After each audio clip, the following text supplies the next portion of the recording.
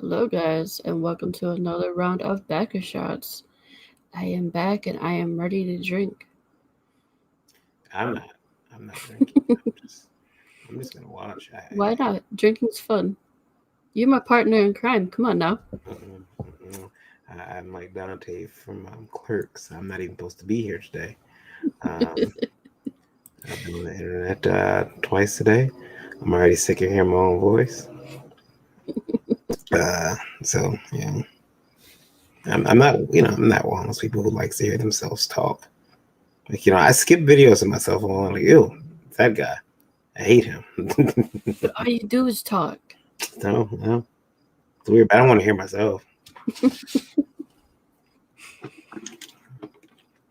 You do that, and you start wondering about what you're saying. All the time, start second and triple guessing yourself. The next thing you know, you can't get a sentence out without becoming a mumbling wreck. It's just not a good look. That's what happens when you get drunk. See? So yeah, I could do that without getting drunk. Oh, that's some skill. Mm-hmm, mm-hmm, mm-hmm. William Pace in the chat says, "Hey, yo, hey, William." Hi, William. We are waiting on Mr. Hart Fisher. Hi, Ryan.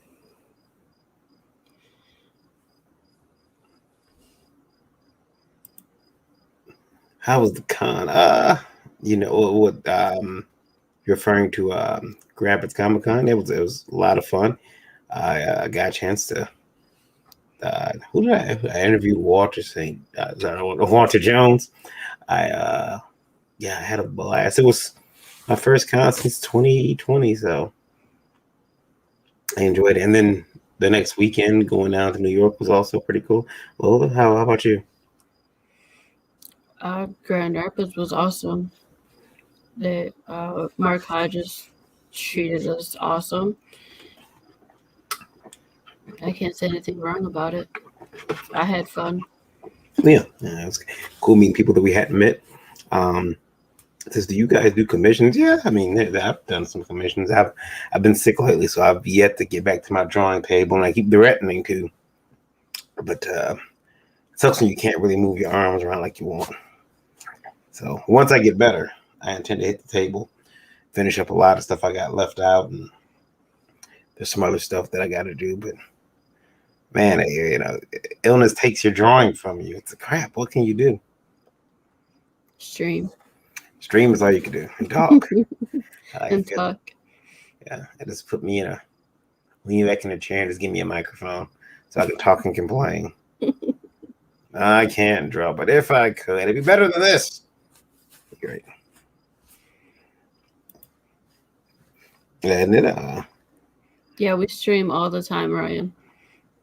well, I try not to. I honestly do try not to stream all the time.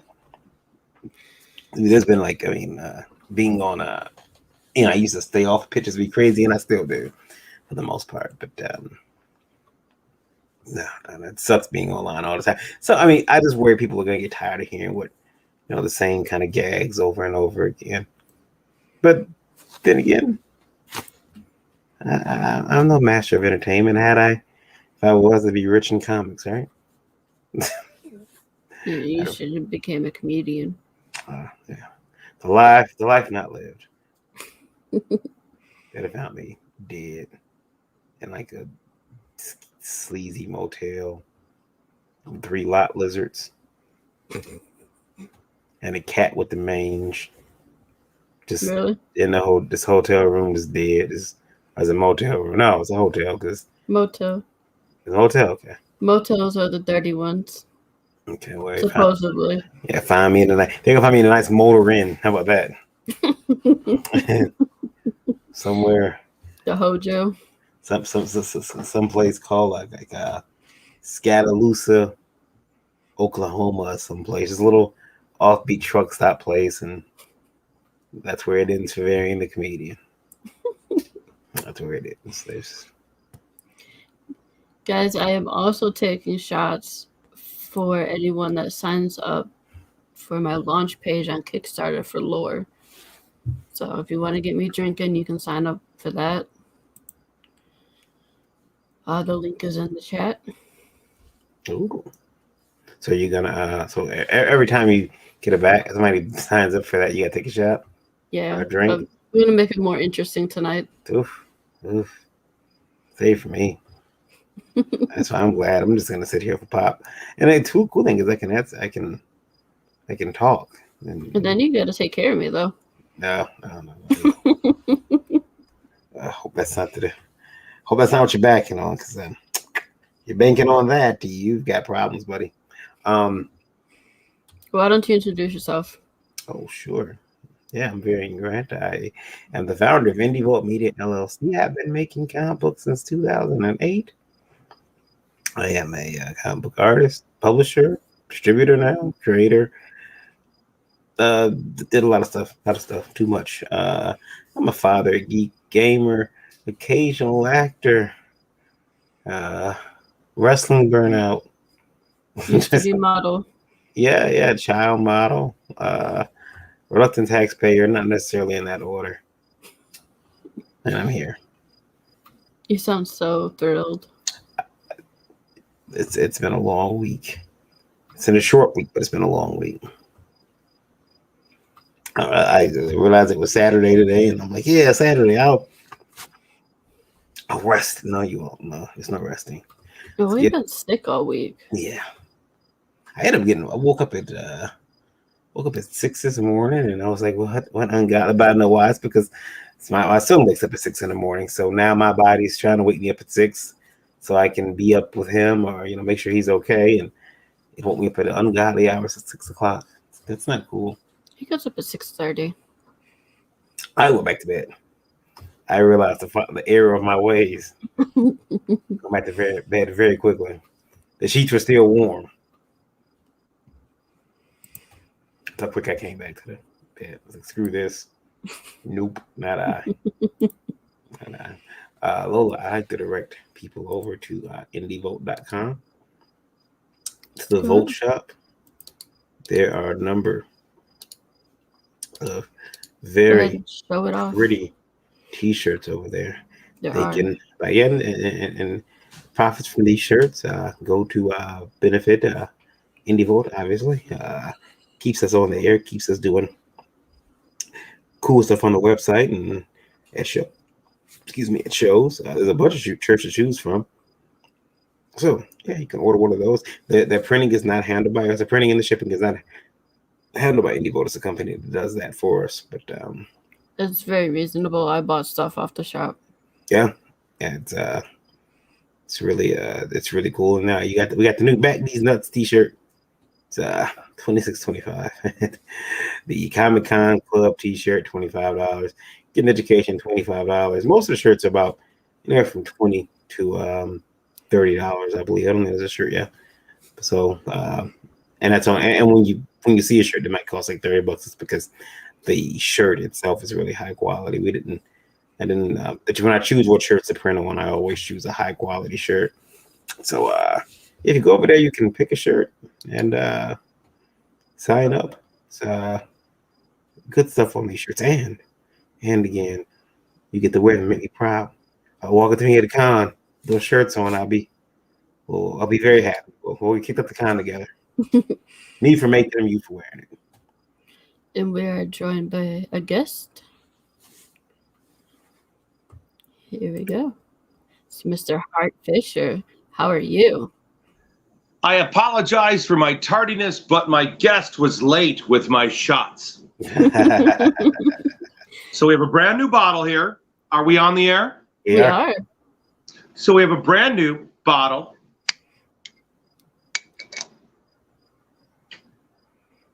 Nice clean shot glass. And I believe we are 2 backers away from opening up the George Perez vinyl meat cleaver sticker for Bill the Bull.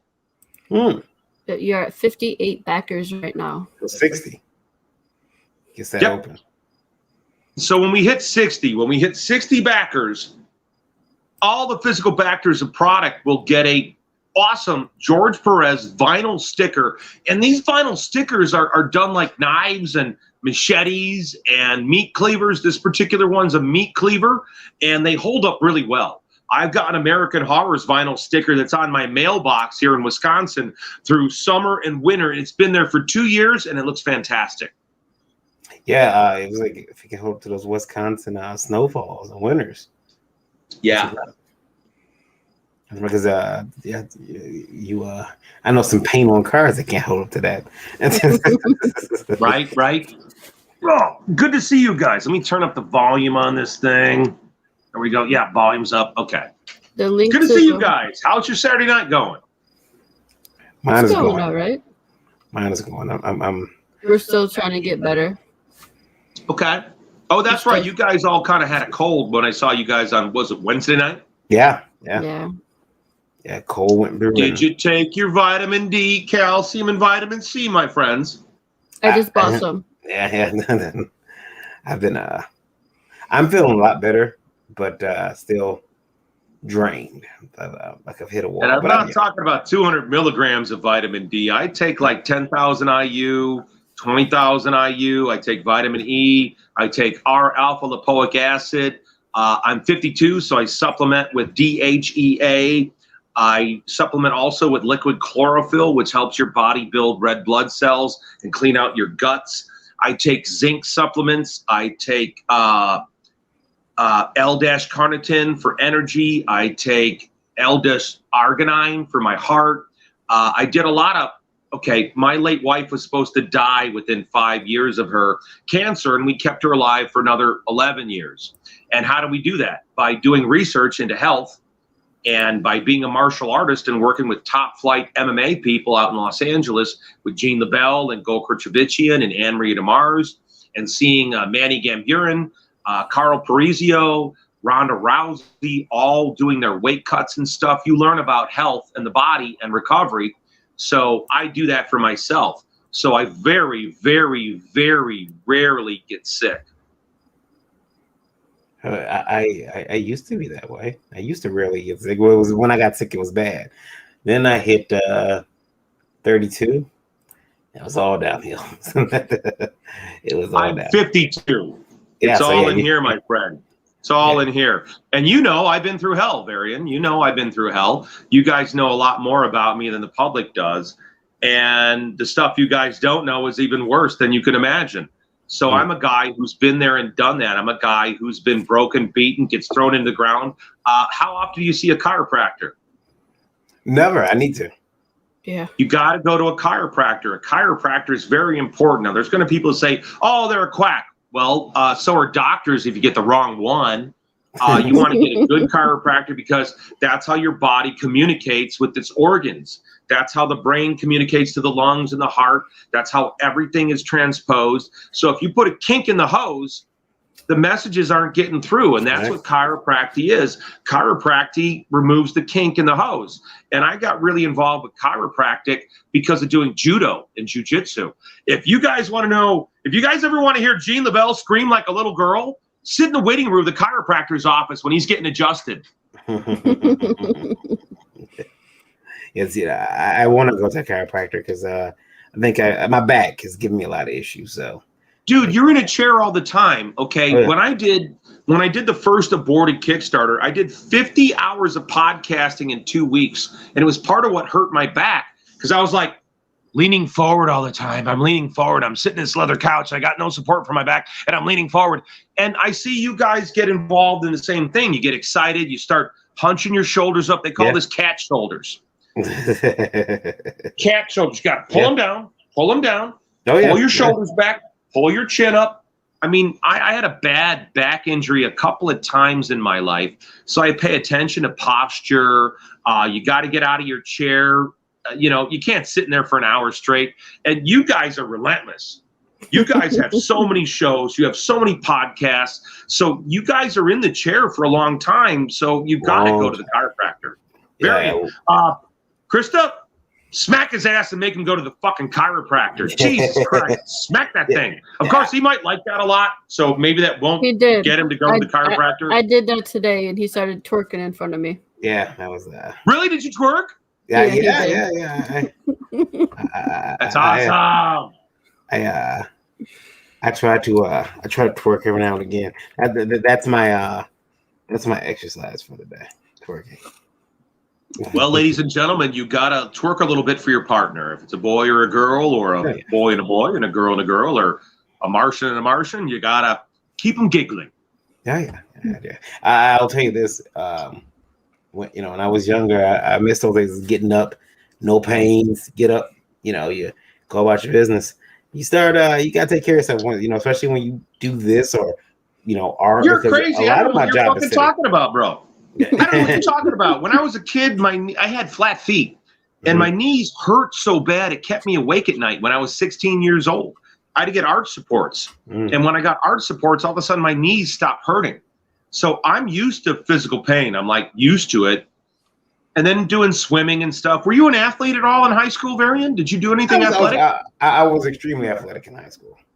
What'd you do? What was your thing? My thing was wrestling. Oh, that's right. I think we brought that up. You were a wrestler. It was started with like Greco-Roman stuff, but then quickly you start realizing, wait a minute, those guys on TV are getting paid lots of money to throw each other around, for what some people believe is pretend.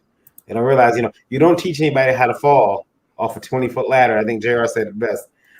It hurts, but I was young.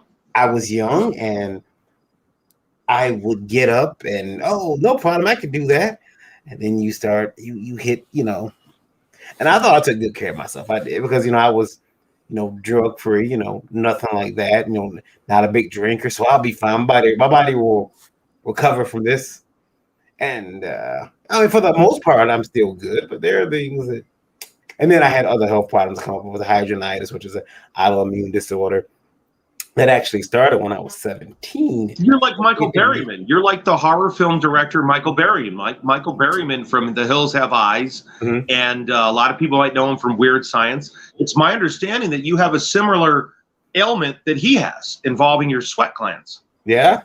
So it's like I don't sweat, so everything stays in me, and I get these boils and sometimes open lesions. How did you wrestle? Okay, if your body won't allow you to sweat, Varian, how did you cut weight? How did you do that? When coming out of high school, I was 5 foot tall, 98 pounds. So how tall are you now? According to that, 5'2". So I go 2 inches out of high school. Okay. And it was funny. I went to wrestling when I went to train professionally for professional style wrestling. I went to a place called TZW, Thunder Zone Wrestling, and I wanted to be a technical wrestler. I wanted to be like Bret Hart, like Sting. And the guy said, "Hell no! Yeah. Look at your height. Look at your size. You're gonna be a cruiserweight."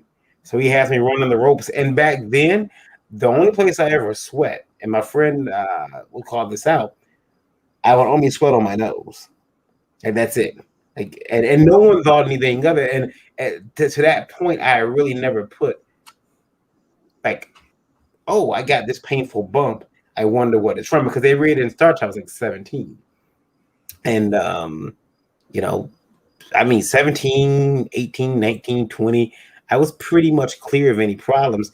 It didn't get bad until I got about 25, 26 years old. That's when those boils got painful. And it started being more than one. So now it's just not, in some obscure area that I can go weeks without touching. It's under an armpit where the skin rubs or the skin pinches easy. And, got it. Oh boy. But the funny thing is, and this is not to give anybody any ideas. Trust me, I'm not a doctor. Don't listen to me. But because I recently went ahead and got one of the shots, the first round. Which one did you get? Did you get the Pfizer shot or the Moderna shot? Yeah, I got the Pfizer one. So I got to go back. I got to go back pretty soon and get the second dose. But the thing is, sure, it's a 2-dose thing. Yeah, the first one I got, and then we went to New York. I'm very careful, stay from people. I'm still masking up, but the weirdest things started happening. I've had these open lesions in my armpit for 2 years now. They will not heal. They will not close. Weirdest thing is it started closing. After you got the vaccine? Yeah, they started closing. I'm like, I said, either this is a good thing or this is horrible. We'll see what happens. We'll see what happens. But it's been fun. It's been fun watching that happened. I'm like, man, I still have the pain, but they're starting to close. So we'll see. I'll keep everybody up to date with how that happens. My doctor's excited though. He's like, hey, That's interesting. That's very interesting. I've been following what's going on with the different healthcare. I'm a lot more educated about this stuff than a lot of folks because my late wife, going through her cancer in 2006, it had a 50-50 shot of coming back. So everybody that was in the hospital with my wife in 2006, when they got out of the hospital, they all died of cancer within 1 year. And so with Walk Up, we worked really hard to shave the odds. It had a 50-50 shot of coming back, and her cancer was very rare and it was very virulent, and it was really brutal. So on the positive end, everything we did for her health, I did too. So everything we did to help her get better, I also did.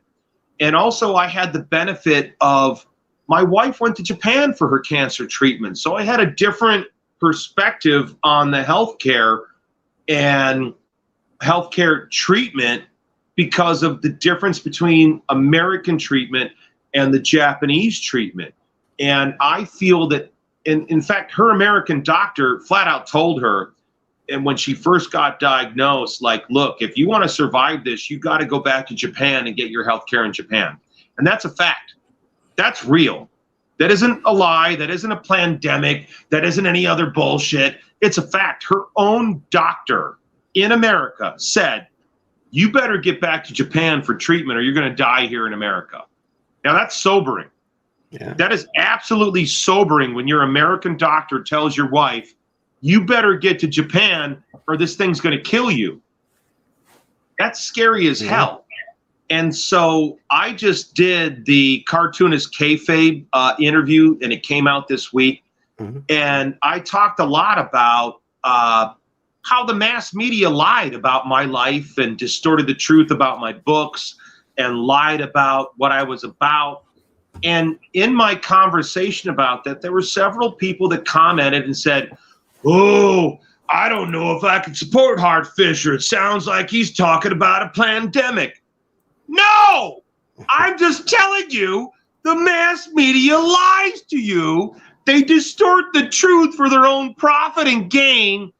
None of my shit has anything to do with vaccines or the lockdown or any of that fucking shit. I'm just telling you, the mass media lies to you based on my experience in the mass media. Well, yeah, because you got to remember in the 90s, they did a number on you. Yeah, they did, man. Yeah.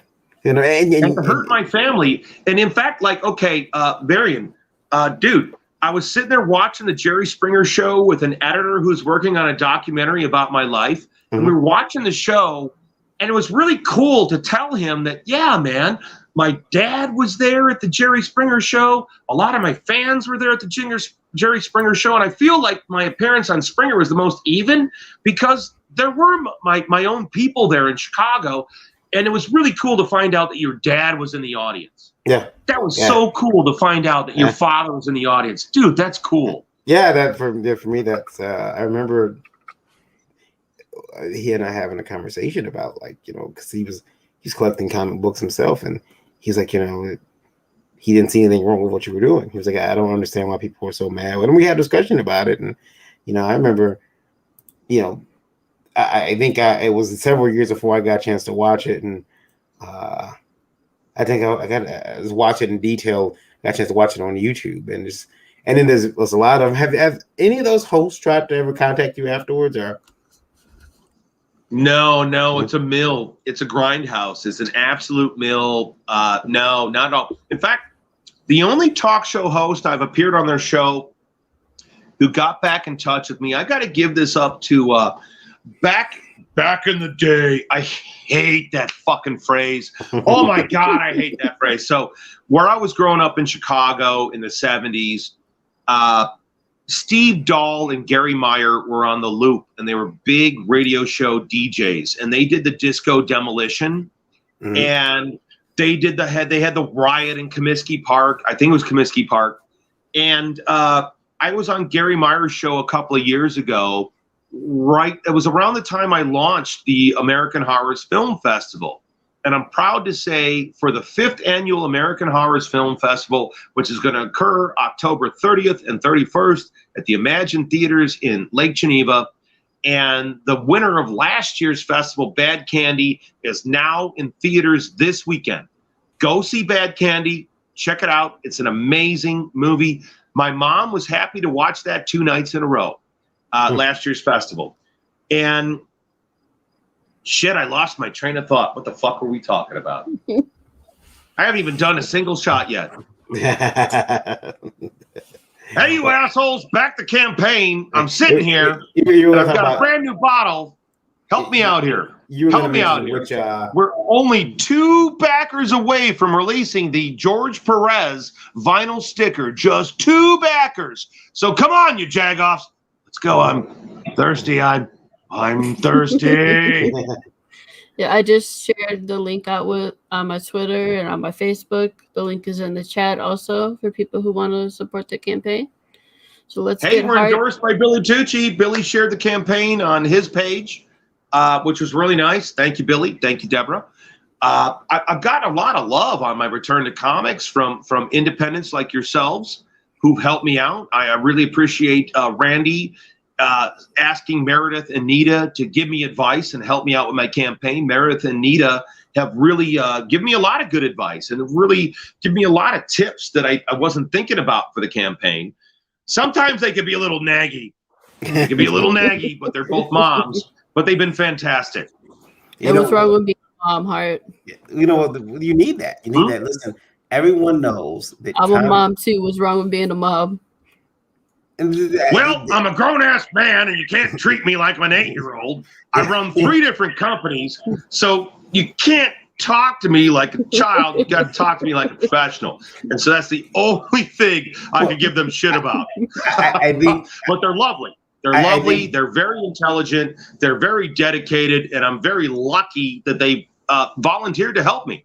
Mm-hmm. There are times where Anita can attest to this. She's married to an artist, and everyone says that artists are insane. Mm-hmm. You're a bit crazy. And I'm imagining, same for any type of creator, but I know Nita has to have that ability to kind of see you on track, and I need it myself. So, and Hart, it takes, like, I think you even said it before, to help keep you on track is I need no help being on track. I run a 24 hours a day, 7 days a week linear streaming horror channel. I'm dealing with at least 150 different people. I'm working a second job being the only festival director for the American Horrors Film Festival, and I'm launching my publishing company. My mother just died a few months ago, so that's why I'm not quite on my game. Yeah, my mom died in January, and it really kicked my teeth out. And I've been dealing with a lot of people that have come up to use my weakness over my mother's death to attack me. Hey, Steph Dumas, fuck you, you lying prick. You lying fucking prick. Sorry. Oh, we might have to ask you about that. Before we do that, ask me about it. The publisher of Zombie Commandos from Hell has gone online to say I owe him thousands of dollars. He's a lying piece of shit. I went through bankruptcy court. I have every document about everybody I owe money to. So, Steph, if you post about thousands of dollars, why don't you show the sales receipts for that? Why don't you show the check stubs that you got from Boneyard Press and stop fucking lying?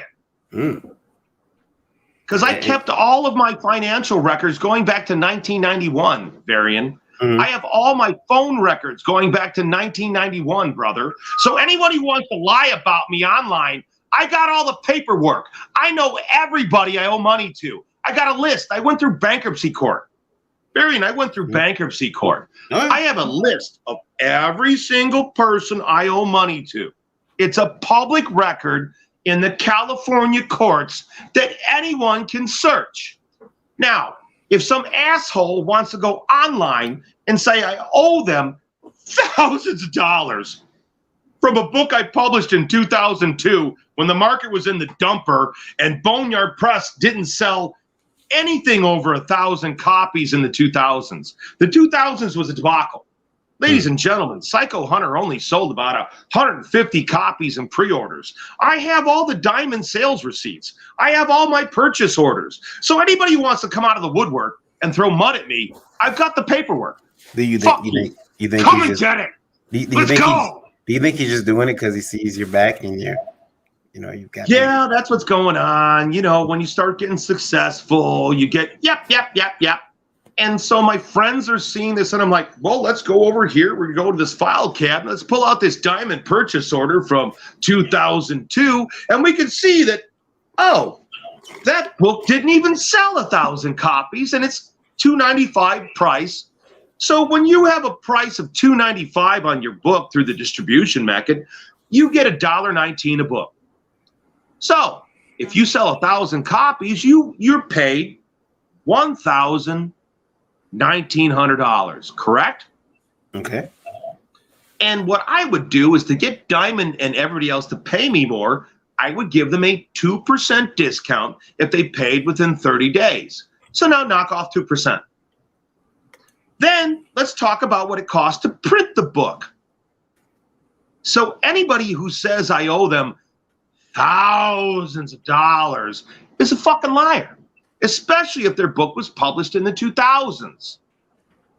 The industry was destroyed. The industry was decimated. It's why I left in 2004. I left the comic book industry in 2004 to go into post-production and film and TV full-time because the industry was wrecked, man. It was wrecked. Well, yeah. So this gentleman who brought this up on the Cartoonist Kayfabe, and I hate to bring this up, but I have to. No, you're a lying prick. You're a lying prick. And I'm about to post online. I said this because I saw this shit posted on Friday. I'm going to go to my warehouse. I'm going to pull out the purchase orders from Diamond, and I'm going to print the pre-orders on this asshole's book and say, how do I owe you thousands, you lying asshole? And he got paid. He got paid. I got check stubs for this asshole. I hate that shit, dude. Oh. I hate that shit. This used to happen to me in film production in Hollywood. I did the Chance Meeting film, and we did the Flowers and the Razor Wire pilot for Japanese TV. Mm-hmm. So it was financed by producers from Japan. And my cameraman, he had a Japanese wife. So he spoke Japanese. He got the cards from everybody. And he called up my producers and emailed them and said, oh, man, Hart completely mismanaged this. I could do it way cheaper. And he didn't pay anybody on staff. It's why I pay with a check. It's why I pay with a check. So when these lying pricks say they weren't paid, I'm like, I've got this canceled check with your fucking name on it, motherfucker. Because I have no problem admitting a debt.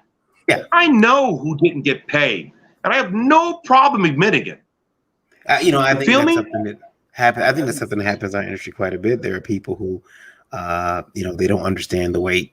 Like even, I have this problem where I would pay people after every show. Like you print a book to me, whatever I made, I split it with you right then and there, and it was weird because I was sending people home, from modest shows. Here's $50 today, maybe 30 tomorrow. It's not a lot, but it depends on the show and the industry at that time. And these same guys would look, and they would look at other companies and be like, man, I wish I was signed with them. I mean, to my face, which is really disrespectful. Because running a label is kind of like, someone told me running a label is like running a motorcycle game. Like if you're over there looking at another label, it's like, hey, what the fuck are you doing? But we're looking at companies that I've seen their payouts, their quarterly payouts through PayPal, and I've got friends who are getting from these companies like 62 cents a quarter, every quarter. And it's like, but that's the big company. It was the weirdest shit, and I'll never understand it. But but then you said, Hart, you got the people who, well, you owe me money. Look, there are people I owe money to, and I will never deny that. However, there are some lying sacks of shit out there, and unfortunately, you run into one. It sounds like. Here's a story from me publishing in the 90s. I did a book, and it was going to be a Babylon Crush book. and it was supposed to be like 32 pages. And, you know, you solicit for 32 pages. You do your budget based on what it's going to cost to publish 32 pages. And you make your price of the book based on 32 pages. This artist, on his own, expanded my script to 46 pages on his own without telling me. I had to cancel the fucking book, and it was successful, so I lost money. I had to cancel the fucking book. I had to fire him. Dude, this story was 28 pages. You made it 44. What the fuck is wrong with you? And he shows up at a comic convention at the Chicago Comic Con with his portfolio, and he gets indignant with me in front of a bunch of people. Hart, you want to look at my portfolio? Hart, you don't want to look at my portfolio? And I went, no, motherfucker, I fired you, so I don't have to look at your portfolio. Fuck off. I fired you, asshole. He didn't expect that in front of the crowd. The whole crowd starts laughing, and he took his fucking monkey ass and hustled away because he knew he fucked up. Of course I don't want to look at your portfolio. I hired you and fired you. Fuck you. But on the other hand, I'll take somebody like John Cassaday, who's an amazing artist, who was a great guy. And at San Diego Comic-Con, I took John around and I introduced John, and I did this at my own detriment because I'm going to lose my artist, because I knew these guys could pay more, but I believed in my people. And I wanted my people to succeed. I wanted my people to make money. I wanted them to eat. I wanted them to be popular. I wanted them to be happy. And so I took John around San Diego Comic-Con, and I introduced John to every editor I knew. I took him to Harris. I took him to every comic publisher I knew where the editors were. And I introduced him and showed them his portfolio as a pro. And look at where John is today. You know, do you think it's not just based on his personality. John's a great guy, but also his work is great and he's a great person. The two go together. Do you ever get tired of the drama that's around your career in comics, or do you think it's par for the course? Is that something that you? I mean, I know it's not. No one wakes up and they're like, "Oh, I want drama today," but like, you know, you seem to, you know. I don't know if it's like, maybe everybody has it, and some people just keep it quiet because when you tell stories, I'm like, you know, I have something similar that happened, and I'm pretty sure we can sit behind the scenes and trade war stories. But do you think as you go further in your career, as things work out for you, as you get attention, there's going to be people that try to pull you to the sideline. As I mentioned, the stuff, there's certain, I can't contribute to Hart's Kickstarter because it sounds like he's contradicting and talking pandemic stuff on the cartoonist kayfabe. I didn't say anything about pandemic anything. The only thing I've discussed is the mass media lies to you, and here is how they lied about me. That's all I've said. I've never come on these interviews and be like, oh, I'm Mr. Anti-Vaxxer. Not at all. I've only talked about real health issues, and I've only talked about my own experience in the media and my own experience I own a TV network. I work with other broadcasters. I've worked with billionaires and millionaires. Well, the idea maybe I might know something you don't. If you want to, if you want maybe, maybe. If you want to push an agenda, the best way to do it is through your own television network, one would say. I mean, like, you know, if I wanted, but I do have a question for you. With your book, the Bill the Bull Optimist, and again, guys, 60 backers unlocks the George Perez vinyl cut stickers. So two backers, all we need, 2 backers. But we need 2 backers, you cowards. Who's out there? I got a question for you. Is there anybody's, and you don't have to give names, but is there anybody who's included in this omnibus that, man, if it wasn't, you're trying to make 100% complete collection, you would cut out? No. Just say yes or no. No? No. I fucking tell you. I'll bury you. I'm the guy that will throw grave dirt on your face. I'm the guy that will cut your toes off and make you eat them in front of your fucking children if you fuck me that bad. I'm all about truth because I'm stronger than a lie. I'm strong enough to handle truth. There is no one in this volume that I disallow. I love the work in this. Frank Forte. You guys don't know. Frank's an old friend of mine. I worked on Vampire Versus. I used to do the graphic design for this shit. I used to like this stuff out. Frank's a great guy. Duncan Rouleau, great guy. He's the guy who brought me in. Duncan was working for Stan Lee. Stan Lee had a new venture in like 1999, I think it was. It was an online venture, all new stuff. Duncan was in the office. His office was in the same building as me. I worked for Vivid Video. Vivid is a giant adult film company, and I was a graphic designer for them. And so I used to ride up the elevators with Stan Lee. I never harassed that man. He was a nice old man. I didn't have to fuck with him about, hey man, you want to see my Marvel can suck my... No, I didn't do that. He was a nice guy. I was up in the offices. I'm a professional. So if I have a problem with you, you're gonna fucking know it. So nobody in the book. I like all the work in the book. The work in there from Lance Poland. There's a writer in there, Bill Yukich, that was a friend of mine in college. Me and Bill had a falling out, but that's between me and Bill. The work that he did, his writing is still awesome. So this is a thing that our society has to figure out. You must separate the artist from the art. Just because you like Gary Glitter doesn't mean you want to go pee on somebody. Okay? Just because you like Marilyn Manson doesn't mean you want to do crazy, rapey S&M sex, okay? So we have to divorce ourselves from deriving our identity from another creator. Do you get what I mean? Okay. And so I like every single story in this omnibus is awesome. It's 325 pages with Duncan, fucking, oh my God, Jason Moore, Jesus. The work that John Cassidy did is amazing. John's work is so good. And John didn't just do Bill the Bull. He was adapting the Dark Angel screenplay. A lot of people don't know. There was a script for the Dark Angel character. I had done this right after my girlfriend was raped and murdered. I had a lot of anger, and I put it into the script. And John was adapting it. It's called The Quiet Demon, and it ran through the pages of Flowers and the Razor Wire. I have, no joke, 20 pages of unpublished John Cassidy work for that alone. I have 10 pages of unpublished John Cassidy work for Bill the Bull. I have got a lot of amazing work by these great artists. Rick Veitch, we got great work from him.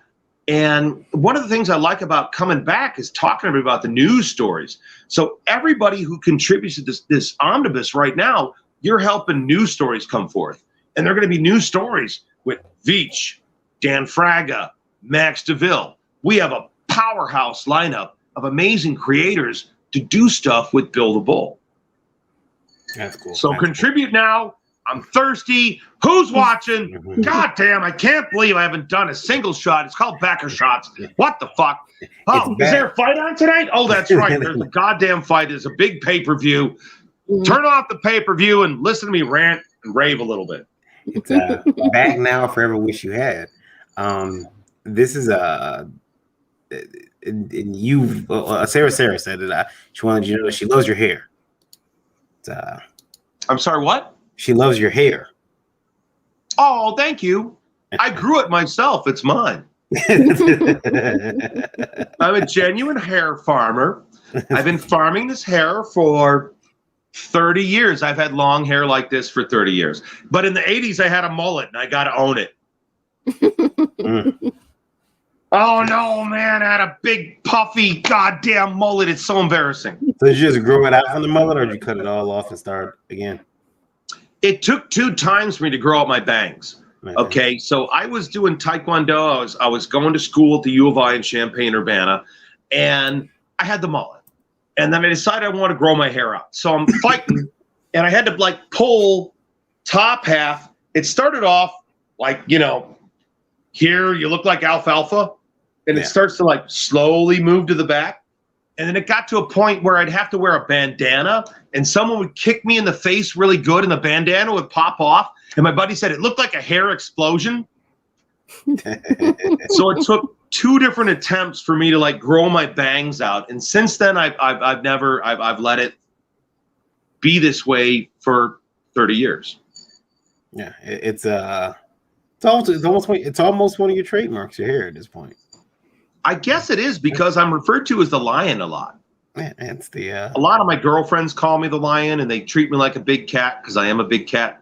I like to pet, and I like to be pet, and I purr pretty loud. Now, we got a backer. 59. Hallelujah. Here we go. Okay. So this shot glass was given to me by one of my actresses, Rachel. Rachel Glass gave me this, and she plays Barbie Death in a lot of her stuff. Barbie Death. So here we go. Virgin, but don't spill. Oh, son of a bitch, I'm spilling. God damn it. Alcohol abuse. As a real alcoholic, you can't waste any booze. Ready? Varian and Christy. Varian, you ready? I'm not drinking. He's not drinking. I've got other medication in me. I'm ready. Okay, I'll give it to you. Krista, here we go.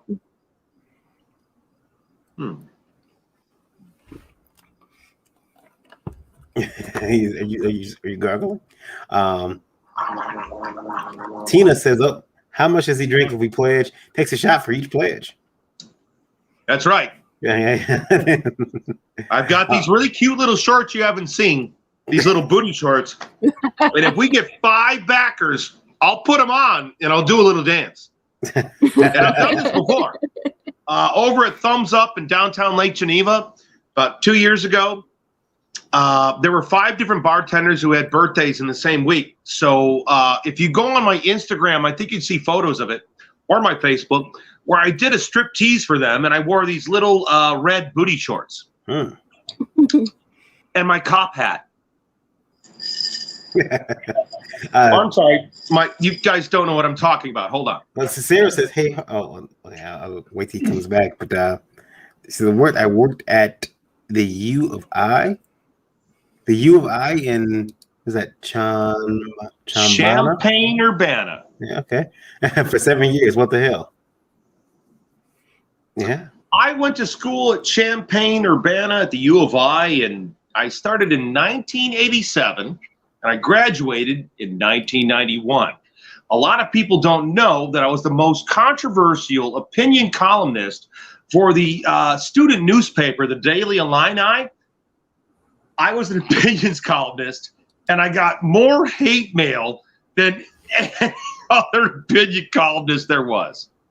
This is Hey Hart, Hazan Productions. This is me, Rodney Fight, Drink Up Buddy, LOL. Hey, Rodney, good to see you, pal. Get another donation so I can do another shot. Come on, I got my helmet on. I'm ready. Take it. She said she worked at McKinley Health Center, McKilmy, as the students call it. Oh, fuck yeah, it's called McKilmy. Oh, Jesus Christ. I've got a whole story about McKilmy and venereal warts that's going to scare the shit out of most people. That's exactly what we call McKilmy. Oh, my God. Venereal warts? Really? Venereal. Oh yeah, it's terrible. It's terrible. It's terrible. Oh God, that's more of a private conversation. Yeah. But they were full of shit, and the people that they said had venereal warts did not. Yeah. And that's where, like, I learned that they were called McKilmy from my friend's experience, like, going through this process. But that's what we called it. We called it McKilmy because most public service healthcare is McKilmy. When you've got an honest doctor being paid an honest wage, you're going to get better service than a bunch of socialist bullshit. But I only speak that because I know about that shit. Sarah says, "How do you think of the chief?" You mean Chief Illini Weck?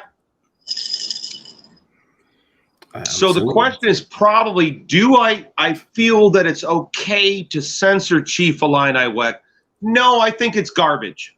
I think it's utter garbage. This whole notion of you can't have an Indian mascot for a sports team. When you get a bunch of people, these special interest groups, how come nobody's complaining about the Fighting Irish? Well, silence! Silence! Nobody said shit! Oh, the Fighting Irish. Oh, yeah, that's great. So these people that have a problem with, oh, no, you're appropriating our culture. Fuck you. Fuck you. That is the great melting pot. America, let me take off. Oh, wait, I'm talking about this. I should probably have a helmet on. And my critics would say, Hart, you've got a tinfoil hat. But I'm going to say, no, America is the great melting pot. My grandma was black. My uncle was black. My wife was Japanese. My friends are Mexican, German, Swedish, Polish. Get over yourselves. It's the great melting pot. America is amazing for that. Do you think the pizza you eat is like the pizza in Italy? No, it's American pizza, bitch. Suck down Unless that my pizza. family cooks it. It's good. Unless my family cooks it. Come on. So if a black guy likes heavy metal, he's appropriating white culture? Hey, wait a minute. Got a little close to home. No, really. I'm going to say this, Marion. I'm going to ask you this question. Yes. I loved Ice-T's Body Count. Right. Body Count was an amazing metal band. It was so good. So is it cultural appropriation if a black guy has a metal band? I don't think so. No, it's bullshit. Okay. Now, I get it when you see Vanilla Ice. I understand that. I get that. But at the same time, it's a melting pot. We're all influenced by the things we love, okay? You guys, you said it, Varian. You were influenced by me doing American. I'm going to take off the helmet.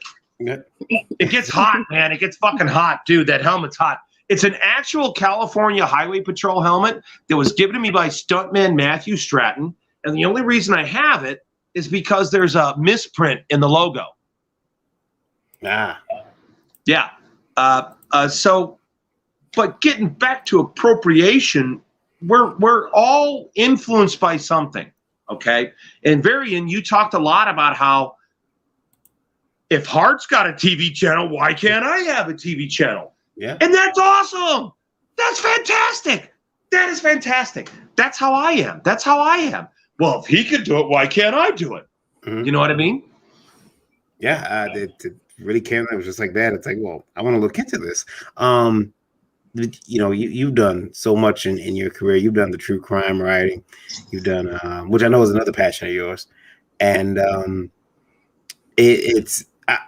I remember when we first had you on, you were just returning to true crime writing. You said, I'm working my way back around to comic books. I will eventually get there. And it's really cool now that, here you are back, now you've got the omnibus and there's more buildable on the way. One more backer gets those George Perez vinyl stickers, and you'll be the person that does it. One more backer. Hart might even mention it. It might be like, hey, this. And ladies and gentlemen, I've got a lot of cool buttons. We've got poker chips in the works. Mm-hmm. We've got another t-shirt giveaway coming. So my advice to you is, as a physical backer right now, anybody who backs a physical product is going to get a original Boneyard Press comic book, original printing, not reprint, like original printing. Like you could get an On Raven's Wings by Gerard Way. You can get a Poems for the Dead. You could get an original buildable comic book. We already have this. Like we unlocked that reward for people. And now we're about to unlock the reward for the George Perez vinyl sticker. But man, we got buttons, we got poker chips, we got more stuff to add to the omnibus. And I don't know if we've talked about this, but just recently in the last week and a half, we added Mark Bloodworth to the omnibus. It's not just reprints now, folks. We're going to have, anybody who read comic books in the 70s and the early 80s, there were advertisements in them. There were promos. There were ads. You know, Charles Atlas, kick sand in your face, and you're going to scroll down. Scroll down. We're going to talk about Mark a little further. There we go, right there. So we have these amazing vintage comic book ads that Mark made up. And Mark was doing comic books before me. I'm a huge fan of Mark's work. I was buying his stuff from Caliber Comics. I can't believe this guy is part of my omnibus. I'm so happy. I'm really happy. And so he just joined us. So in the buildable omnibus, it's not just reprints. You're going to have original printings of life-size Incubus. There's a lot of nudity in that, so I couldn't put that on the Kickstarter page. Right. Vampirus, who will suck your blood. That's also in there, but it was too sexy for Kickstarter, so I couldn't put it in there. So we have amazing work from Mark that's brand new. That's awesome because the buildable omnibus is black and white, and I like black and white art. I feel that a lot of the modern comics are overly relying on computer coloring to wow you instead of the storytelling or the story. At a Boneyard Press, we're going to kick your teeth in with words alone, let alone the art.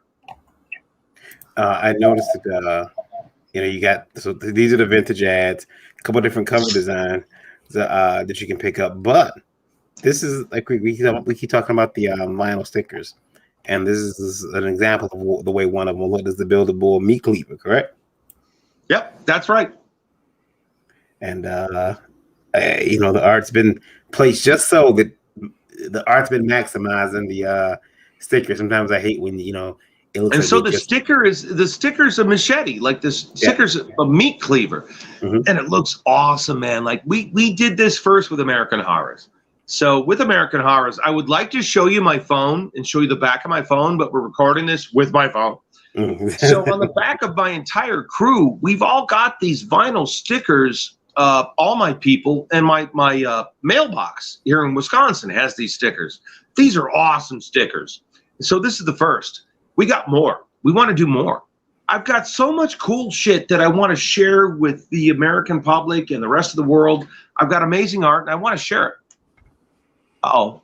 The Sarah said, how the hell did I bump into someone who went where I work? My mind is blown. She also says, the Assembly Hall was renamed the State Farm Center. What awesome band plays at a farm building. Assembly Hall should be Assembly Hall. State Farm Center, suck a dick. Fuck that. That is pandering. God damn it. They should name Hart. Somebody back me. No, Varian, hold on. Somebody back me. I've got the shot here. All right, let me go back. And I want to do it. Help me out. Somebody help me do a shot. Somebody. Please, somebody. I just need somebody else. I want to do this shot really bad.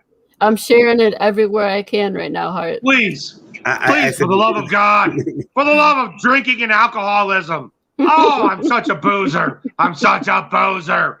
And so's Bill the Bull. That's part of the thing is, Varian, you had a question for me. Hit me. Well, I was wondering if, you during your time in college, has your college ever invited you back to maybe speak to the alumni or the outgoing alumni? Are they afraid? Afraid of what you're gonna say? I'm the most famous person from my art class. I found out that the guy in charge of the art department back then, his name was Jerry Savage. Loved my work, but he never ever helped me when I was in college. I had a really hard time in school, in college, as an artist, as a painter. The instructors hated comic books. Oh man, they hated comic books. And so I got beat the fuck out of a lot in school over my love of comic books. And then the work I started to do was very horrific and transgressive. And they didn't like that either because I never had a pitch. I didn't have, well, let me tell you why he's got his pinkies cut off. He's sitting there smoking a cigarette in a zipper mask with his pinkies cut off because I'm trying to make a statement about the proletariat and the communists and the capitalists. I didn't have the speech. I don't always know why I do the art I do. I don't always know that. I just know that I have to be responsible to myself as a creator. And if, God damn it, you fuckers won't fucking back me, son of a bitch, I'm going to sip on this now, fuckers. I had a lot of problems in school because I didn't have a manifesto. The work I did and the work I do is very reactionary, to be real. A lot of my work is a response to the truth around me. And our country likes to lie about victims. They like to lie about violence. And one of the things I liked about Jim Rugg over there at Cartoonist Kayfabe is he did title my interview, Violence is Ugly. And that's how I feel because I'm a child of violence, because I've experienced violence, because I've been a part of violence. I remember violence is terrible. I remember one thing you kept saying during your interviews on Saturdays with Raphael and Jerry Springer and whatever show you were on, they were attacking. It's like, you don't understand. If you read the books, I'm not glorifying what these monsters did. And you kept telling them that, and they would not listen. It's like they were so upset that you did a comic book based on Dahmer or the serial killers that they couldn't see that you were saying it's no different than someone doing a documentary about them or making a made-for-TV movie about them, which there have been. And it's so because you do a comic book about it, well, comic books are meant for kids. Okay, not these books. Obviously, these books are meant for kids. I mean, if you want to give it to your kid, go ahead. But I remember just seeing the constant attack, and you were on the talk shows, and then they march on your damn house, and it's quiet. No media coverage. No, hey. No, you're wrong, Varian. Was there media coverage for that? No. Number one, I must admit this. Mm-hmm.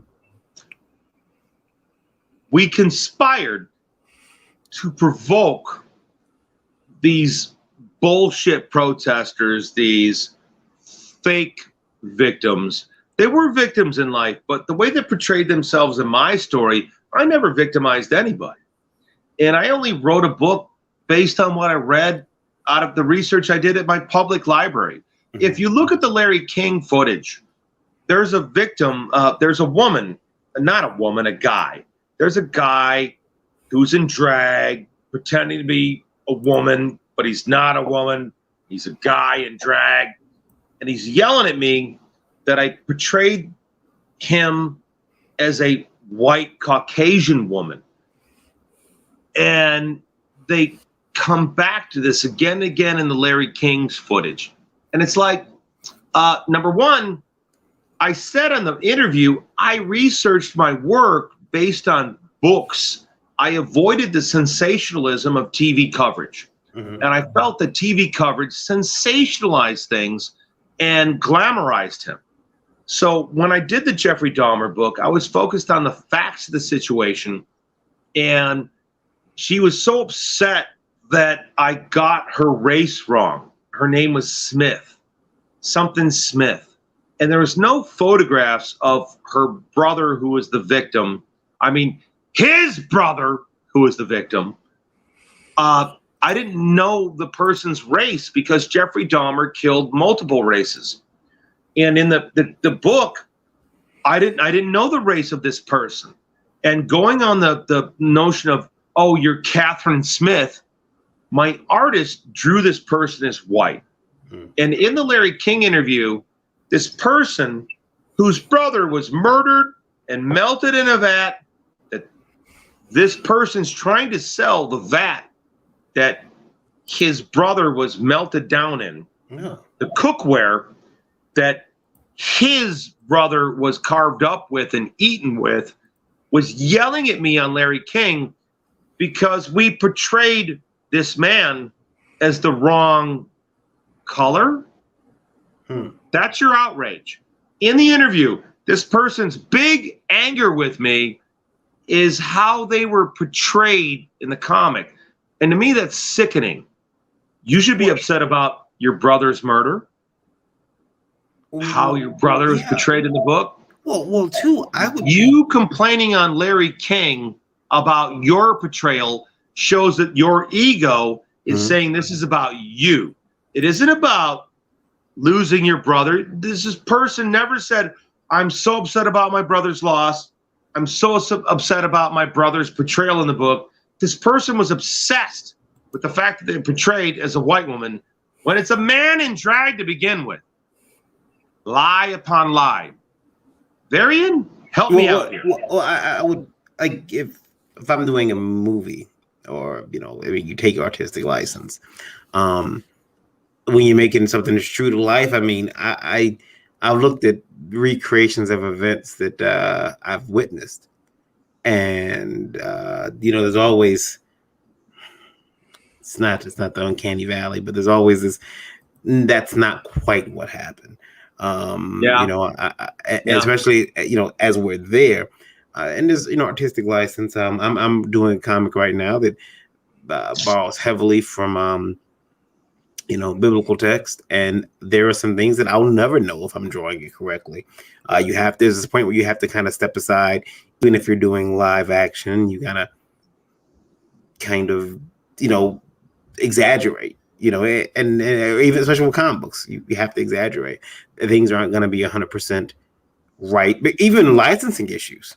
And what happens if you take a real person and you make them photograph perfect to what they look like? Now they want a lawsuit. Now, you depicted my brother or my sister's likeness completely. I got sued by O.J. Simpson.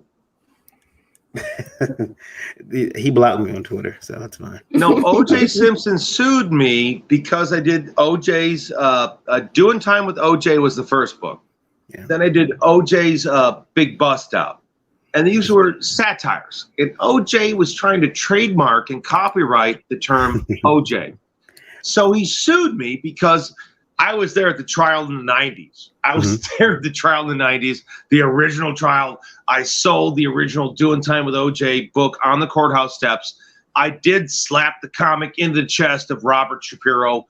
All the other suits next to him all wanted a comic. And I'm like, pay for it. Pay for it. Oh, I want it free. I want it free. You're wearing a suit that costs more money than I make in a year. You could pay for a $3 fucking comic book, you fucking cheap piece of shit. But that's when OJ discovered the book and sued me. And was it the patriarch of the Kardashian family? He would have had enough money. He could have bought one. You were like really close to those guys. You were standing there right next to him. I would. I think that. So when the whole, I know again, they had marched on your house. Oh yeah, she says this friend her. You'll talk sometimes. She'll trade stories, horror stories. Sarah. Yeah. Nice to talk to you. Yeah. Well, at least to know your name for a moment. Hart doesn't bite. Unless you tell him to, but generally he's well behaved. Hart, so I'm a total gentleman until it's time to not be. Right. Like when they marched on your home, that would have been a time where I would have not been a gentleman. That would have been a time that I would have been like, depending on who was there. It would have been just me. I was on Jim Rugg's show, and I was on Cartoonist Kayfabe, and it came up about Outlaw Comics, and they've been talking about this for a while. These guys have been talking with Tim Vigil and a lot of other great, amazing people. I really liked the Cartoonist Kayfabe show. I was so happy to be on there. It was a nightmare trying to get on because he was on the road over some personal issues, and I was having a lot of really weird technical issues here with my internet and my phone not working. It was really bizarre, but it's nothing new here. So Jim and I were talking about this stuff. Varian, help me out. I'm like, where were we? We're gonna say, but we're talking about when they marched on your house, and you were saying you were on Jim Rugg. Yeah. Okay. So Jim and I were talking about this stuff, and I was talking about Outlaw Comics, and I'm like, oh, if you want the Outlaw label, you gotta be an outlaw. And on Jim's show, I talked about the fact that you're not an outlaw publisher, until the police show up at your house and ask you to leave town. So the police showed up at my house. The number 2 guy, he showed up with all the badges and the outfit. It was like Fort Apache the Bronx, which is a great Paul Newman cop movie from the 70s, early 80s. And this dude shows up in all the medals and the fucking uniform and the hat. He's got an associate, and they wanted me to leave town. Why do I gotta leave town? What have I fucking done? Am I a drug dealer? No. Am I a prostitute? No. Am I a pimp? No. What the fuck? Why do I gotta leave town? Oh, someone doesn't like my comic book. So somebody doesn't like my comic book, so I gotta leave town.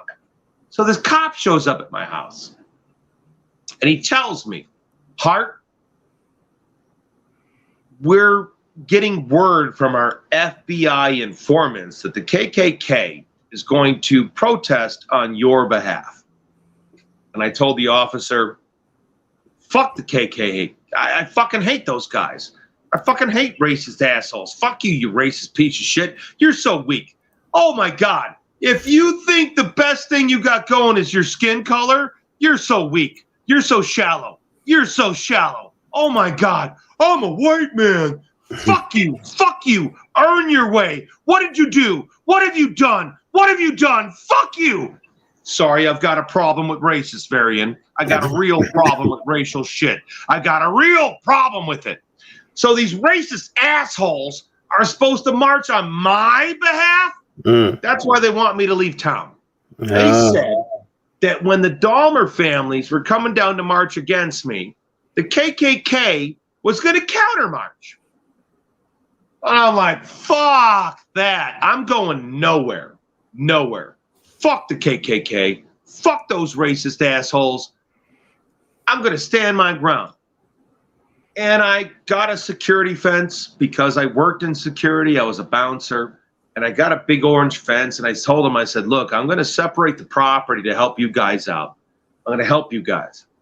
So we put up this big fucking fence. We had a band. I had a band, Third Stone there. I had a keg in the backyard. And I admit it, I got a bunch of watermelon. And we gave all this shit away for free. And so we separated it. So we had the protest marchers who took a bus down from Milwaukee for publicity purposes. The city heard that I was going to have my own barbecue. So the city, on the taxpayer's dollar, paid for an illegal protest march. They had a big welcoming barbecue for the protesters in a park. Then they allowed them to march on my house with no permit, no nothing. They marched on my house. And so they're in front of my house yelling at me with bullhorns. You should die. You should burn in hell. Fuck all you people. So when I had the band turn on in my house, Third Stone, and the band started to play, the police shut me down for a noise violation. Never mind the illegal march, no permit, multiple noise violations, on my sidewalk yelling at me with bullhorns. The situation, they said, we're going to shut down your band because we could hear your band on the sidewalk. Are you fucking kidding me? On the sidewalk in front of my house. That's why you shut down my band.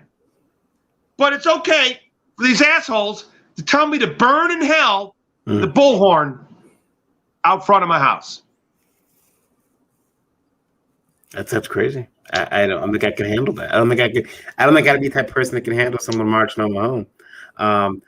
Seriously, Taekwondo. Is Taekwondo it fighting teaches you to breathe.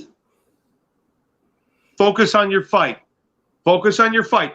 Fuck you, Conor McGregor. Your mind games are bullshit. Fuck you. You're a lazy fighter. You're a shitty fighter. Conor McGregor is shit.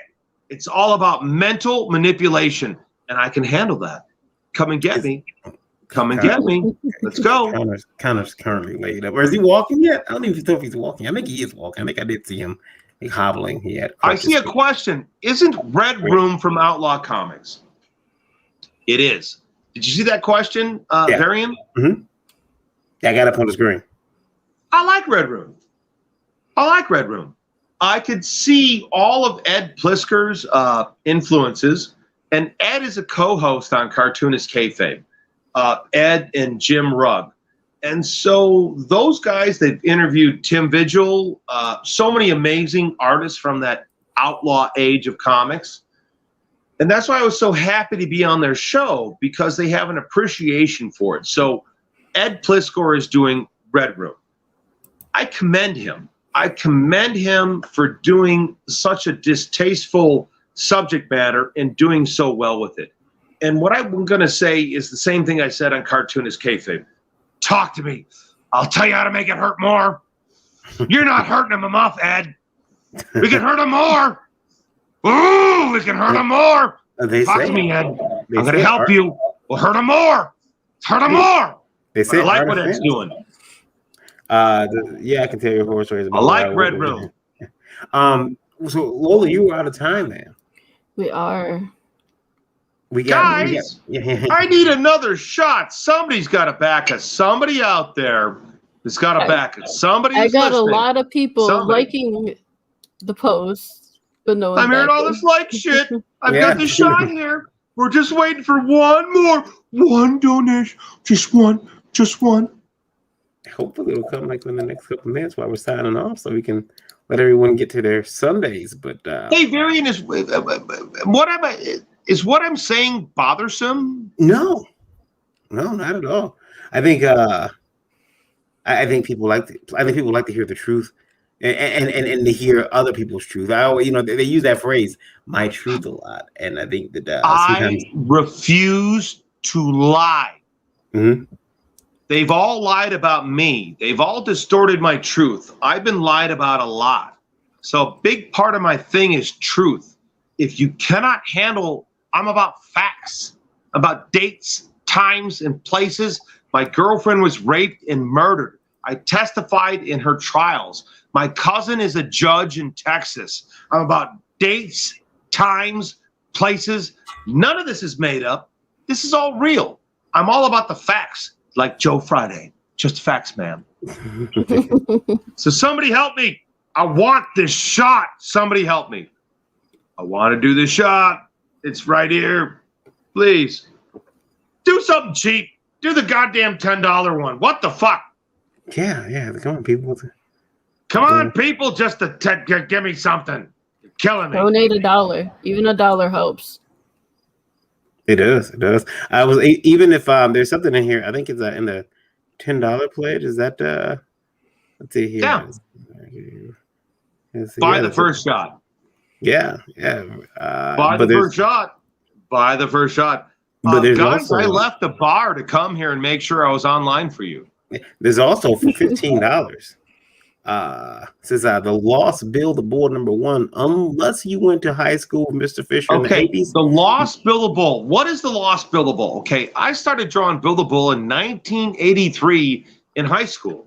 Mm-hmm. So what you're going to get is a 10-page black and white ash can of the first Bill the Bull comic ever drawn in 1983 when I was a kid.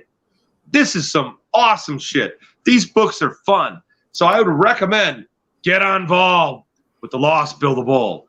And for the love of God, I need a shot. Help me. Help me out. I need a shot. Now, you think I'm just going to do this shot when the camera's off, but I'm not. I want you to help me. I need a shot. Somebody help me. Somebody help me. I like to drink. That's why I write Bill the Bull. Let's see here. Did I answer your questions, Varian? You did. I think that you see here, I'm just making sure that I still have the time that I have. Okay. You did answer my questions. The only thing that I guess the only question that remains is once this campaign closes out, when can we expect some? We got 7 days, man. We got 7 days, and I got lots of cool buttons. Mm-hmm. I could say, okay, what is it like? We're doing this on Saturday night. Yeah. So later in the week, we've got a second T-shirt giveaway. We did a T-shirt giveaway for 24 hours for the Boneyard Press 30th anniversary red shirt. We've got the Boneyard Press 30th anniversary black shirt that's going to happen later this week. We're going to pick a day and Everyone who contributes is going to get that shirt. I got the red shirt. Awesome. God damn it, I keep trying to do this shot. You fucking bastards are killing me. You're cock teasing me. I want to do this shot. You're killing me. Oh, fuck. Just contribute to the fucking $10. Just do the $10 goddamn thing. Help me out here. I'm so thirsty. When do you think we'll get some new buildable? I'm so thirsty. You got a plan on that? When do you think we'll get some new buildable after this campaign closes? There's going to be new buildable comic books. There's going to be more. We got so much cool stuff. We've got the reprints of Babylon Crush coming up. We got the big book of Dahmer coming up in November when Dahmer was murdered. We have the Dark Angel collected editions. We got the Flowers and the Razor Art collected editions. And then you fuckers in trouble because we're going to make new books. That's what Max DeVille is writing now. Max DeVille is writing brand new buildable stories. And you should be afraid because I'm unleashing that guy. And that guy's been really nice to you people. He's been giving you panties and titties and atrocity press, but he hasn't gotten really mean. He's saving the mean for Bill the Bull. So the stuff that Max DeVille is about to unleash on the world with Bill the Bull, you got to contribute now just to get to that point. We did it. Oh, did we get it? Yeah. Did we get to 60? Let me. Mine has an update. Refresh. Let me refresh. I saw the thing come up, and she said she spent $200. Yeah. There we go. Oh, thank you. Oh God, thank you. I'm gonna do 2 fucking shots. Oh, you fuckers! I thought I was gonna be getting hosed. Oh my God. Oh, I thought I was gonna spend a night doing shots. You fucking bastard. I bought booze so I could do lots of shots all night. I'm a hard drinking motherfucker, and a lot of people think I'm buildable, and I've learned. I guess I've grown up to be that buildable. I wasn't before. Varian, I was Dark Angel. Interesting. No, that was the character that's based on me.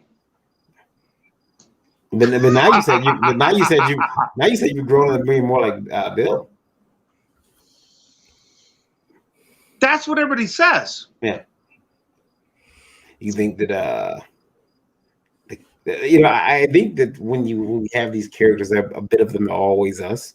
I know that a lot of my characters, because I'm a hack, are pretty much me. But I take little elements of me and then I wrap all this other stuff around that makes them unique for me. But there's a little for myself.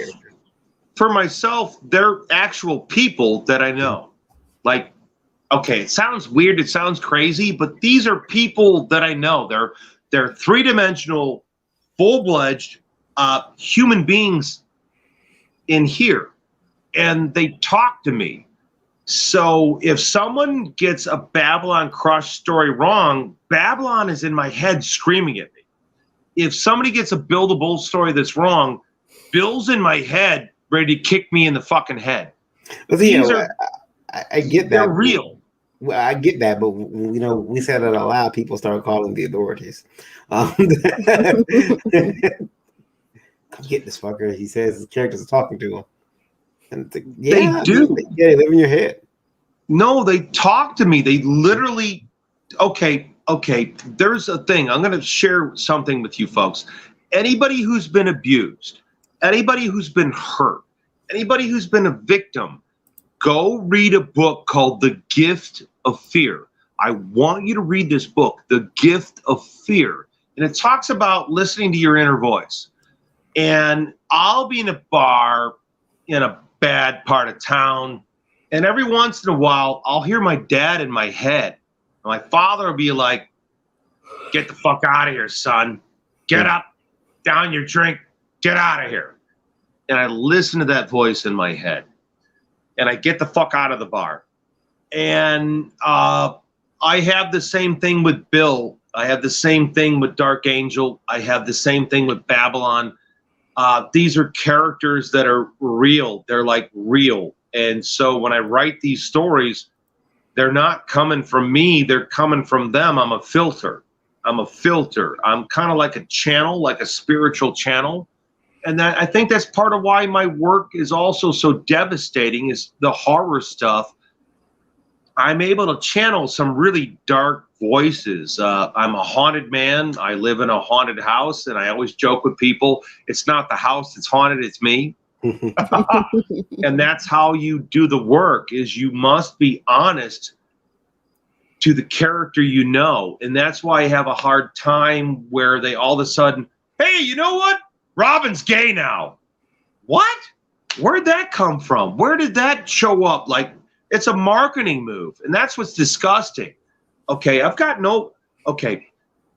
homosexuality is fine. Lesbianism is fine. It's all fine. It's all about who you are and what you want and what you desire, which is all cool. But what's a problem is when a corporate entity will whore out a character for whatever will get them the most votes. And that's when I got a problem. It's why I don't like DC. It's why I don't like Marvel. Because they're pimps. They're all pimps. I love my characters. My characters matter to me. Their depiction matters to me. Their truth matters to me. But Robin doesn't mean shit to DC. They're pimps. And they will sell their fucking characters out on a street court. How much? How much you want? How much you want? Robin will blow you. Robin will blow you. We got Catwoman. You want your pussy eating Catwoman? Oh, Harley Quinn. Harley Quinn. What you want? You want Harley Quinn to like boys, girls, kids, turtles, fucking cows? Whoa, how much money you want to spend? That's DC. That's Marvel. Me as an independent, my characters are my people, and I'll kill you over my people. That's a difference.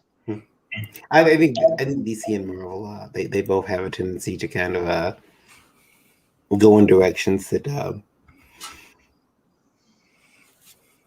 they go in these directions that are weird for a time, and then I just feel bad. They're pimps. I they're feel bad pimps for the pandering. and panderers. Yeah, I feel they're bad for the pandering and they're pimps. Varian, what's a pimp? Iceberg Slim. I was going to talk about him today. I love Iceberg Slim. Like, I don't love him as a person, but I've read his novels. Yeah.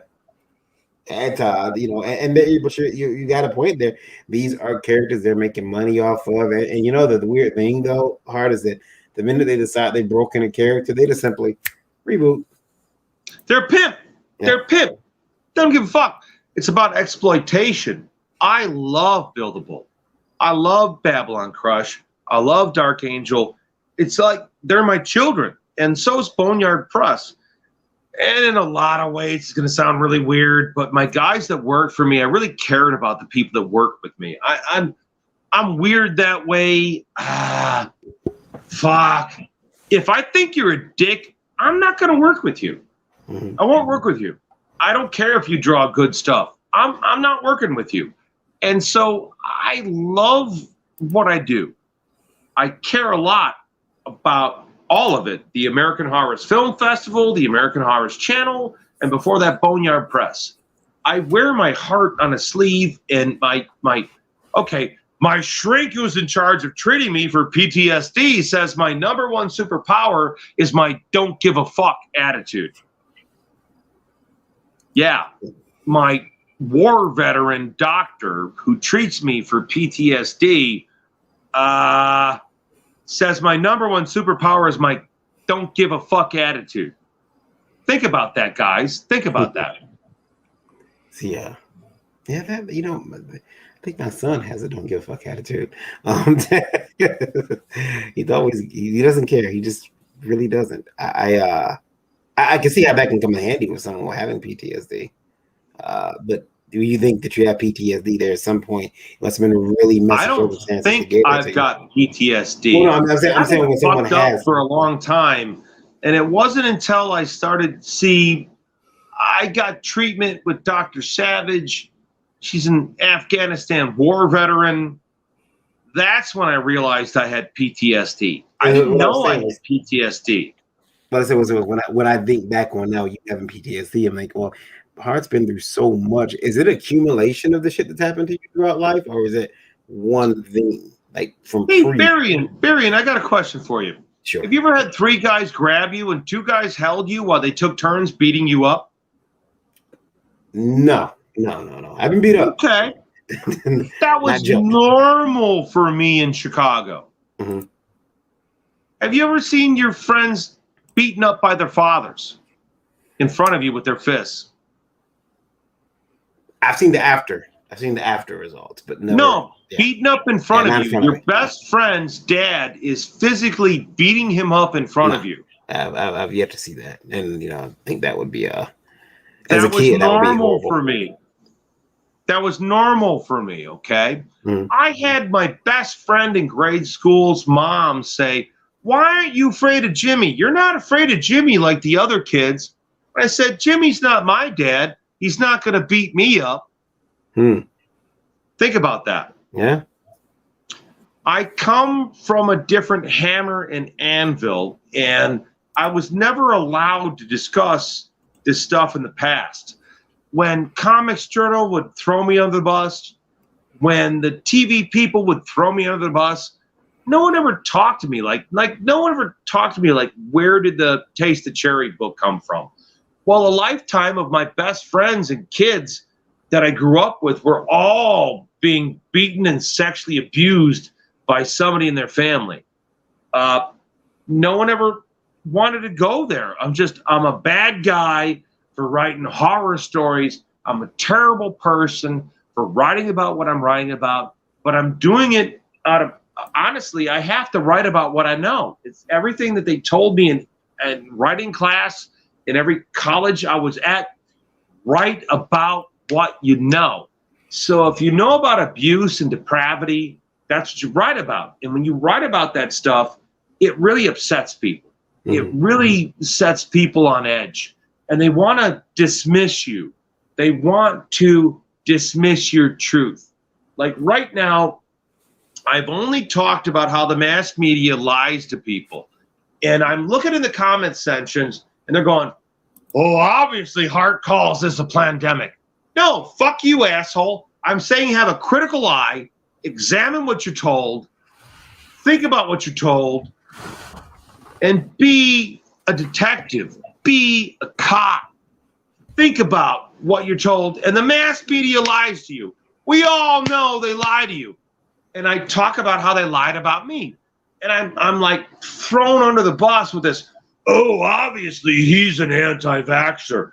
Obviously he's this." So you must be true to yourself in the face of your critics, right? So I'm sure, Barry, and you've had a lot of people jealous of you, and I'm aware Krista, I think he's mentioned some people have said some stuff about your physical appearance and your boobies hanging out. Yeah, you went to your chest immediately when I said that. But they're assholes. And they're looking for a small way to bring you down. They're looking for a way to criticize you without actually approaching your work. They didn't say, "Oh, you suck as a commentator." Oh, they didn't say, "Varian, you suck, your show sucks." They make up these other weird tangents because they can't really assault your truth. And everybody's died around me. They've all died around me. So if you want to fight with me, motherfucker, you're in for a fight. And fuck your lies. Fuck your lies. And I think you guys understand what I'm talking about. Yeah. There's enough of it out there, enough hate from people. It's very weird. No, dude, you hit your 100,000 mark a couple weeks back, like this summer, when I was on the show. Yeah. You had over 100,000 listeners. I'm sure you've had a blowback. Oh yeah. Well, I've had blowback from.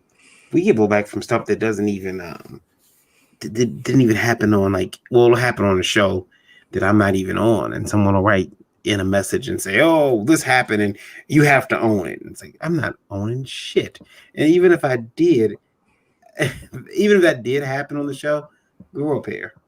When I put my book out. Yeah. Varian, how much have we talked about my actual campaign? We've been having fun here. It's been like Hart and Varian have a nice conversation with each other. I feel like we've been on the phone privately. Now, most of my questions, were, we've seen the campaign quite a few times, and I definitely want to get that George Perez sticker open. So we've done that. But that's normally what Backer Shots is about. We have the campaign open. We talk about it just a little bit, and we talk to the creator. I came on here to have some shots, goddammit. You fucking assholes are supposed to back my fucking campaign so I can drink a little bit. I left the bar to do this. I was in the bar, you fucking faggots. Oh, no. Oh, I used the word faggot. Oh, no.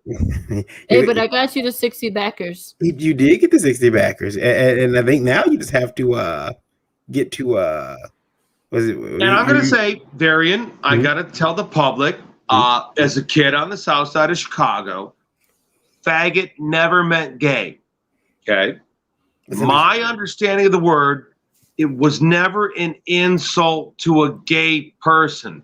It meant weird behavior. It meant false behavior. It meant somebody who was posing as something they weren't.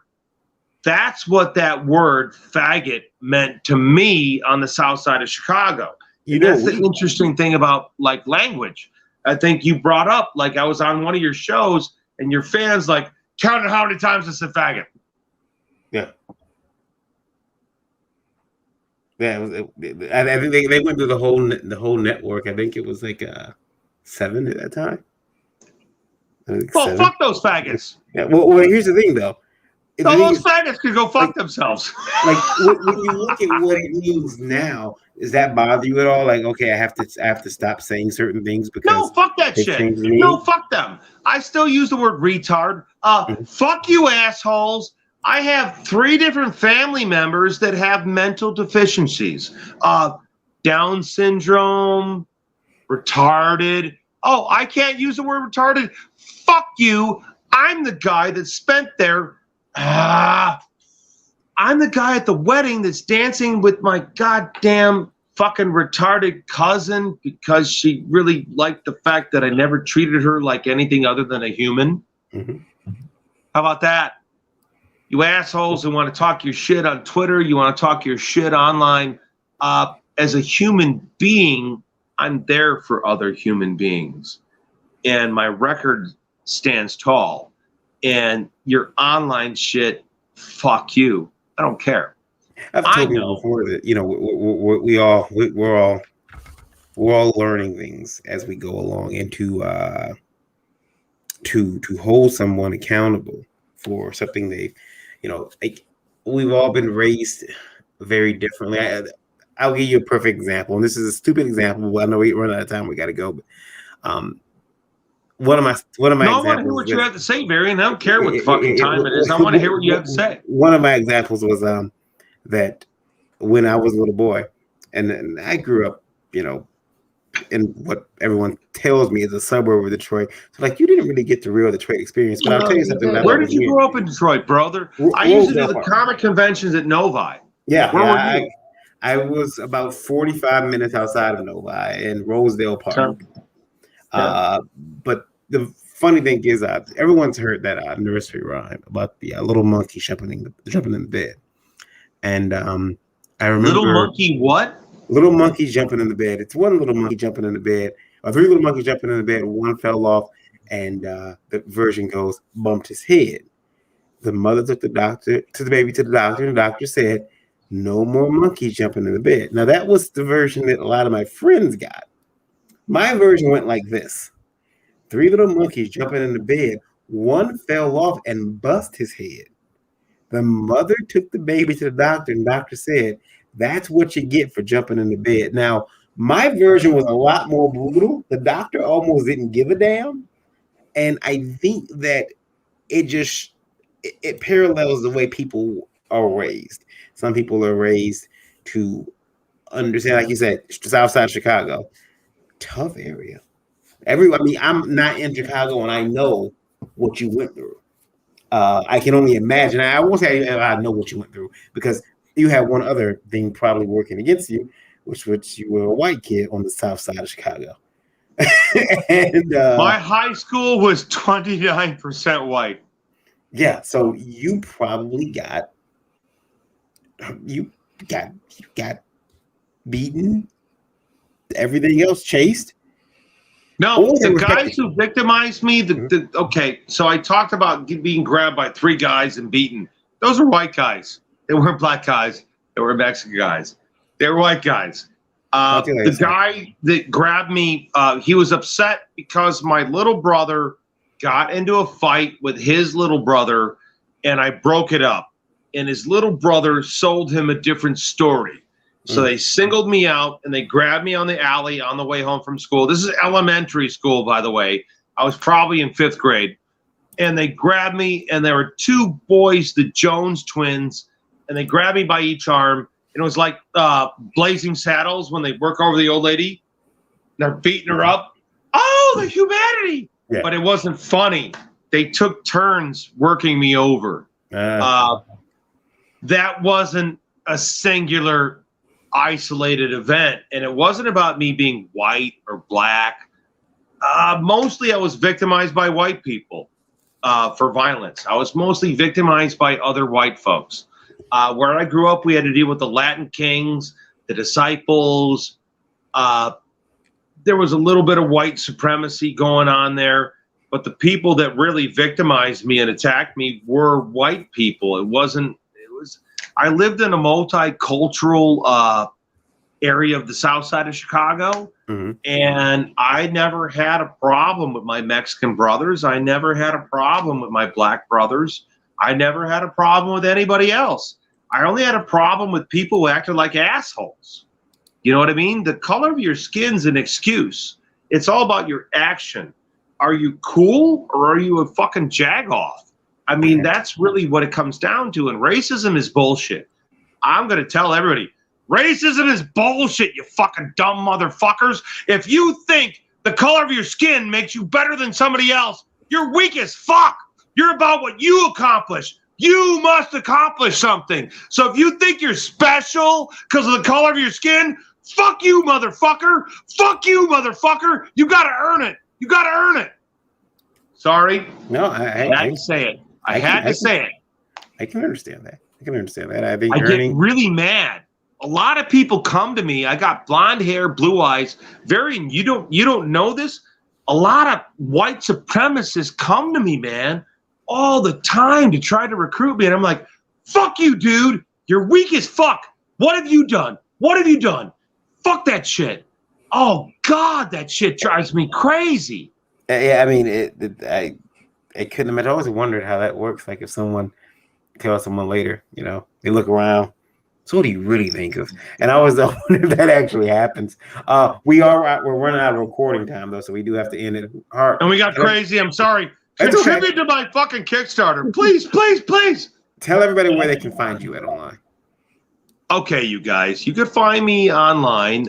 If you want to see all the stuff of me on the talk shows and stuff, go to www.youtube.com/Crime Pays Hart. That's Crime Pays Hart, Hart. You can see all the Jerry Springer, Larry King, Sally Jesse Raphael. That stuff's all on there.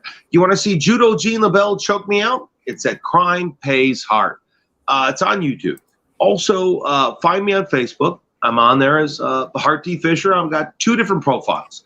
One from when my wife was alive and one from when my wife was dead, which is now she's dead. She's gone. Bye-bye. Tweet, tweet, tweet, tweet. And I'm on Twitter. I'm on Instagram. But if you find me on Instagram, gotta warn you. Butt shots. I did a whole thing called Naked Making Bacon. And I'm naked making bacon. And there's a lot of photographs. So if you don't want to see my butt, do not go to my Instagram account. Stay away from my Instagram account. Otherwise, you can also watch my TV channel, American Horrors, on Roku. Watch American Horrors on Roku or Glued TV or AmericanHorrorsFilmFestival.com or BoneyardPress2020.com. Very good, very good. And then Ms. Lola, will you be back here next week? Yeah. Okay. As long as I get a guest. So you'll be back here next week. And you catch me tomorrow morning at 9 a.m. Randy Zimmerman Sunday Funnies. Not sure what Randy has on, but at 9 a.m. check out Sunday Funnies. And then Randy and I'll be back Tuesday. I'll be there too. At 9 p.m. You'll be there as well for Indie Vote Live Wire. And then tomorrow morning, we've decided we're going to put up the nominees so Randy can break that news on the Sunday Funnies. And I'm going to interrupt. Mhm. You guys are awesome. Thank You you. guys are so cool. Mhm. Varian, I've loved talking to you, dude. If you want to talk to me on the phone, we should talk on the phone. Yeah. Krista, you're awesome. I'm so happy to be here. I'm so thrilled that you guys have embraced me and helped me move forward. Thank you. Thank you so much. You guys rock. No You're problem. welcome. Thank you. I appreciate it. It's for me. It's cool to be able to look at my phone and say, "Oh, Hart just sent me a message." Yeah. It's somebody that I've grown up watching. So, I thank you for being so gracious enough to talk to us and becoming It's a going to be friend. a lot worse when we're in a bar together and I smack you in the ass and go, woo-wee! That does it for the show, Lola. Are you ready to take us out of here? Yeah. All right, go ahead and do so, man. All right, guys. You guys have a good night, and I will see you next time.